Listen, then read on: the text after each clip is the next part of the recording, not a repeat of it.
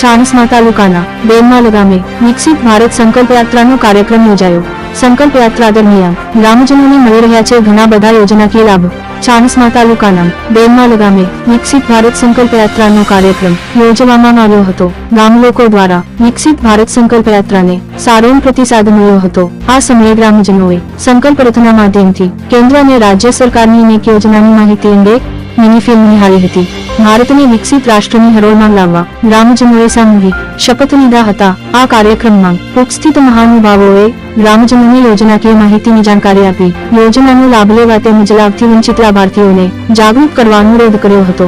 મેરી કહાની મેરી જુબાની હેઠળ સ્થાનિક લાભાર્થીઓએ પણ યોજનાના લાભથી પોતાના જીવનમાં આવેલા પરિવર્તન અંગેની સફળ વાર્તા ગ્રામજનો સમક્ષ પ્રસ્તુત કરી હતી। શાળાના બાળકો દ્વારા પણ રંગારંગ કાર્યક્રમ કરવામાં આવ્યો હતો। આ પ્રસંગે દાદુજી ચાવડા, તાલુકા સદસ્ય ભરતજી ઠાકોર, ગૌરીબેન સોલંકી, નિકુલભાઈ, કૈલાસ પટેલ, દીપિકાબેન, જયંતિભાઈ ગાણા, રાજસિંહ દેસાઈ, હરુભાઈ જેવા મહાનુભાવો ઉપસ્થિત રહ્યા હતા।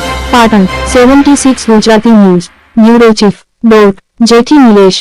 सरकार द्वारा पीएम किसान योजना मोटी મને લાભ મળ્યો છે તે હું ઉપગ્રસ્ત યોજનામાંથી મને દર વર્ષે 6,000 રૂપિયા મારા બેંક ખાતામાં જમા થાય છે।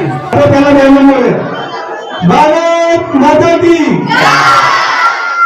ના આવી નહીં બે હાથ અધર કરવાના અને હજુ જોરથી બોલાવો ભારત માતા કી। જો તમે પેલી આમાં જાગે નહીં બંધ મૂકી રાખો આમ પંજો થઈ જાય ખબર છે ને સુની એની વાત આપણા હાથે પ્રગટાવો દીવડાને અંધકાર દૂર કરો શુભમ કરો તું કલ્યાણમ આરોગ્યમ ધન સંપદમ શત્રુ બુદ્ધિરમ વિનાશાય દીપ જ્યોતિર્લિંગ નમોસ્તુતે। મગનજી છે મને પંડિત દીનદયાળ તરફથી આવાસ યોજના તરફથી મને 1,20,000ની સહાય મળી હતી। એ પહેલાં હું ભાડાના મકાનમાં રહેતો હતો, અત્યારે હું એ પાકું મકાન છે મારા પરિવાર સહિત હું મારા પાકા મકાનમાં રહું છું। તો સરકારશ્રીનો ખૂબ ખૂબ આભાર કે મને આ લાભ મળ્યો।